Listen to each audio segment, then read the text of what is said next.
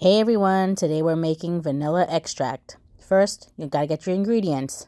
Madagascar vanilla beans, Tahitian vanilla beans. I got these from Vanilla Bean King online, check it out. Next, I have some vodka, plain old vodka. Then, I'm gonna use some spiced rum.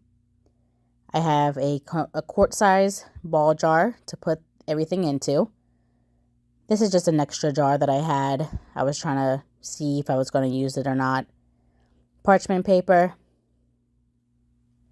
a sharp knife, and a pair of scissors. Now we got all our stuff, let's get started. First, we have to open it. Obviously, I can't even open a bag, so scissors to the rescue. Once everything is open, the smell is amazing. Vanilla beans are so sweet in fragrance and just delicious. I am giving it a count because the bag set came with 10, so I just wanted to see if there was really 10 in there. Now that I have the bag open, I'm going to take my knife and I'm going to cut all of the beans in half. I'm cutting it in half just to give it an extra chance to get all the vanilla beans out. So we're not going to split the vanilla beans all the way down the center. We're just going to slice it just pretty gently just to score the vanilla beans so that the beans that are inside can come out and just, marinate inside of the alcohol and just really get it all out there good. So I finished the Madagascar vanilla beans. I'm going to move on to the Tahitian. This bag had about 25 beans in it. Vanilla Bean King had a special that was going on around this time that I bought the vanilla beans. So I figured why not just get a good amount. That way I can make a whole bunch of vanilla extract and then give them away for Christmas as gifts. Now I'm going to do the same exact thing. I'm going to cut them in half and I'm going to score the vanilla beans. So now I have both the Madagascar and the Tahitian vanilla beans. I'm going to first use the vodka in the quart-size jar. In these alcohol containers, there's a pourer, that's in there. We don't need that. I just literally take a butter knife and kind of just flick it off.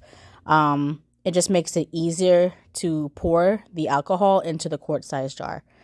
Now that I have the alcohol ready to go, I am going to take 5 vanilla beans. So here you can see I'm mixing it together. I'm doing some of the Madagascar and some of the Tahitian vanilla beans. I guess, some people might want to keep them separate, but I'm not being too picky. I kind of think that the blend of flavors might be nice. So I'm going to pour the vodka into the quart-size jar. Originally, I didn't pour it all the way up to the top because I didn't do any measuring. I didn't do any math. I just bought two bottles of the vodka and one bottle of the spiced rum. So I didn't know how much this was going to make. So that's why I didn't fill it all the way up to the top at first. Now I have a lid and the parchment paper in the ring. I put the parchment paper first and then the ring. And then the lid and then the ring. Just because I saw a video that someone did this because they didn't want the alcohol touching the metal. And I don't know if it changes the taste or just any kind of interference with the process. So I said, I'm going to try that too. So now I'm just going to keep doing the same thing to use out the alcohol that I have here. I'm going to finish up with the vodka.